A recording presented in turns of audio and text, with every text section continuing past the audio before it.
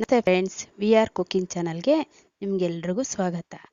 ಇವತ್ತು ನಾವು mango rice ಅಥವಾ ಮಾವಿನಕಾಯಿ ಚಿತ್ರಾನ್ನ ಯಾವ ರೀತಿ ಮಾಡೋದು ಅಂತ ನೋಡೋಣವಾ? ಬನ್ನಿ, ಯಾವ ರೀತಿ ಮಾಡೋದು ಅಂತ ನೋಡೋಣ. ಮೊದಲಿಗೆ ದೊಡ್ಡ ಗಾತ್ರದ 3 ಮಾವಿನಕಾಯಿ ತೊಗೊಂಡಿದ್ದೀನಿ. ಇದನ್ನು ತೋತಾಪುರಿ ಮಾವಿನಕಾಯಿ ಅಂತಾರೆ ಫ್ರೆಂಡ್ಸ್. ನೋಡಿ, ದೊಡ್ಡದು ಸುಮಾರು 1 kg ಮೇಲೆ ಬರ್ಬೋದು ಫ್ರೆಂಡ್ಸ್. ಇದು ಮಾವಿನಕಾಯಿ 3 ಮಾವಿನಕಾಯಿ ತಗೊಂಡು ನೀರಿನಲ್ಲಿ ತೊಳ್ಕೊತಾ ಇದ್ದೀನಿ ಫ್ರೆಂಡ್ಸ್. ತುಂಬ ರುಚಿಯಾಗಿರುತ್ತೆ ಈ ಮಾವಿನಕಾಯಿ ಚಿತ್ರಾನ್ನ. ನೀವೆಲ್ಲ ಟ್ರೈ ಮಾಡೇ ಇರ್ತೀರಾ ಅಂತ ಅನ್ಕೊತೀನಿ. ಆದರೆ ಈ ಥರ ರೆಸಿಪಿ ಒಂದ್ಸರಿ ಟ್ರೈ ಮಾಡಿ ನೋಡಿ. ಈ ರೀತಿಯಾಗಿ ನೋಡಿ, ಮಾವಿನಕಾಯಿ ಸಿಪ್ಪೆ ತೆಗೆದು ಈ ಥರ ತುರಿದುಕೊಂಡಿದ್ದೀನಿ ದೊಡ್ಡದಾಗಿ ಫ್ರೆಂಡ್ಸ್. ನೋಡಿ, ಹಾಗೆ ಒಂದು ಬಾಣಲಿ ಇಟ್ಕೊಂಡು ಸ್ಟವ್ ಮೇಲೆ 4 ಟೇಬಲ್ ಸ್ಪೂನ್ ಅಷ್ಟು ಎಣ್ಣೆ ಸೇರಿಸ್ಕೊಂಡಿದ್ದೀನಿ ಫ್ರೆಂಡ್ಸ್. ಇದಕ್ಕೆ ಸ್ವಲ್ಪ ಎಣ್ಣೆ ಜಾಸ್ತಿ ಬೇಕಾಗುತ್ತೆ. ನಾನು ಜಾಸ್ತಿ ಕ್ವಾಂಟಿಟಿಯಲ್ಲಿ ಮಾಡ್ತಾ ಇರೋದ್ರಿಂದ ಎಲ್ಲ ಪದಾರ್ಥಗಳು ಜಾಸ್ತಿ ಬೇಕಾಗುತ್ತೆ ಫ್ರೆಂಡ್ಸ್.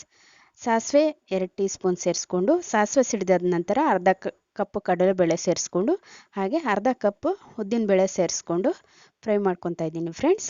ನೋಡಿ, ಎಲ್ಲ ಕ್ವಾಂಟಿಟಿನೂ ಜಾಸ್ತಿ ಬೇಕಾಗುತ್ತೆ ಫ್ರೆಂಡ್ಸ್. ಸರಿ ಸುಮಾರು ಒಂದು 10 ರಿಂದ 12 ಜನ ತಿನ್ಬೋದು ಈ ಗೊಜ್ಜು. ಅಷ್ಟು ಜನಕ್ಕಾಗುತ್ತೆ ಫ್ರೆಂಡ್ಸ್.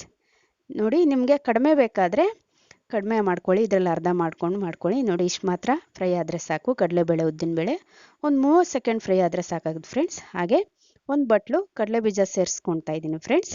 ಹಾಗೆ ಹುರ್ಕೊತಾ ಇದ್ದೀನಿ. ನೋಡಿ, ಈ ಥರ ಕಡಲೆ ಬೀಜ ಹಾಕಿದ ನಂತರ ದಯವಿಟ್ಟು ವಿ ಆರ್ ಕುಕಿಂಗ್ ಚಾನಲ್ನ ಎಲ್ಲರೂ ಸಬ್ಸ್ಕ್ರೈಬ್ ಮಾಡ್ಕೊಳ್ಳಿ. ನೋಡಿ, ಇಷ್ಟು ಮಾತ್ರ ಫ್ರೈ ಆದಮೇಲೆ ಸ್ವಲ್ಪ ಶುಂಠಿ ಸೇರಿಸ್ಕೊತಾ ಇದ್ದೀನಿ ಫ್ರೆಂಡ್ಸ್.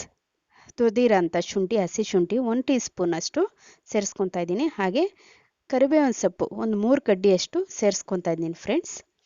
ಹಾಗೆ ಒಂದು ಬಟ್ಲಷ್ಟು ಹಸಿರು ಮೆಣಸಿನ್ಕಾಯಿ, ಒಂದು 12 ರಿಂದ 13 ಅಷ್ಟು ಫ್ರೆಂಡ್ಸ್. ನೀವು ಕೇಳ್ಬೋದು, ಇಲ್ಲಿ ಜಾಸ್ತಿ ಸೇರಿಸ್ಕೊತಾ ಇದ್ದೀರಾ, ಖಾರ ಆಗಲ್ವ ಅಂತ. ಈ ಮಾವಿನಕಾಯಿ ಹುಳಿ ಇರೋದ್ರಿಂದ ಖಾರ ಸ್ವಲ್ಪ ಜಾಸ್ತಿ ಹಿಡಿಯುತ್ತೆ ಫ್ರೆಂಡ್ಸ್. ಇಷ್ಟು ಮಾತ್ರ ಖಾರ ಇಲ್ಲ ಅಂದರೆ ಜಾಸ್ತಿ ಹುಳಿ ಆಗುತ್ತೆ ಗೊಜ್ಜು. ಇಷ್ಟು ಮಾತ್ರ ಹಾಕ್ಕೋಬೇಕು ಫ್ರೆಂಡ್ಸ್. ನೋಡಿ, ಸ್ವಲ್ಪ ಫ್ರೈ ಆದಮೇಲೆ ಮಾವಿನಕಾಯಿ ತುರಿದಿಟ್ಕೊಂಡಿರೋದು ಸೇರಿಸ್ಕೊತಾ ಇದ್ದೀನಿ ಫ್ರೆಂಡ್ಸ್. ಗೊಜ್ಜಿಗೆ ಸೇರಿಸ್ಕೊಂಡು ಒಂದು 5 ರಿಂದ 10 ನಿಮಿಷ ಮಾವಿನಕಾಯಿ ತುರಿ ಸೇರಿಸಿದ್ಮೇಲೆ 5 ರಿಂದ 10 ನಿಮಿಷ ಹುರ್ಕೊಂಡ್ರೆ ಸಾಕಾಗುತ್ತೆ ಫ್ರೆಂಡ್ಸ್. ಇಲ್ಲಿ ಜೀರಿಗೆ ಸೇರಿಸಿದ್ದೀನಿ ಫ್ರೆಂಡ್ಸ್. 2 ಟೀ ಸ್ಪೂನ್ ಅಷ್ಟು ಸ್ಕಿಪ್ ಆಗಿದೆ, ಸಾರಿ. ನೋಡಿ, ಈ ಉಪ್ಪು ಹಾಕಿರೋದು ಸಹ ಸ್ಕಿಪ್ ಆಗಿದೆ. ಉಪ್ಪು ಖಾರ ರುಚಿಗೆ ತಕ್ಕಷ್ಟು ಸೇರಿಸ್ಕೊಳ್ಳಿ. ಕಡಿಮೆ ಆದರೆ ಚೆನ್ನಾಗಿರಲ್ಲ ಫ್ರೆಂಡ್ಸ್, ಈ ಮಾವಿನಕಾಯಿ ಹುಳಿ ಇರೋದ್ರ ಕಾರಣಕ್ಕೆ. ಹಾಗೆ 1 ಟೀ ಸ್ಪೂನ್ ಅಷ್ಟು ಅರಿಶಿನ ಸೇರಿಸ್ಕೊಂಡು ಮಿಕ್ಸ್ ಮಾಡಿಕೊಂಡು ಈ ಥರ ಗೊಜ್ಜು ಸಿದ್ಧವಾಗುತ್ತೆ. ಸೇರಿಸ್ಕೊಂಡು ಕುದಿಸ್ಕೊಂಡ್ರೆ ನೋಡಿ, ಎಣ್ಣೆ ಬಿಡೋ ತನಕ ಗೊಜ್ಜನ್ನ ಕುದಿಸ್ಕೊಳ್ಳಿ ಫ್ರೆಂಡ್ಸ್. ನೋಡಿ, ಎಷ್ಟು ಹದವಾಗಿ ಬಂದಿದೆ ನೋಡಿದ್ರಾ? ನೋಡಿ, ಗೊಜ್ಜು ಸಿದ್ಧವಾಗಿದೆ.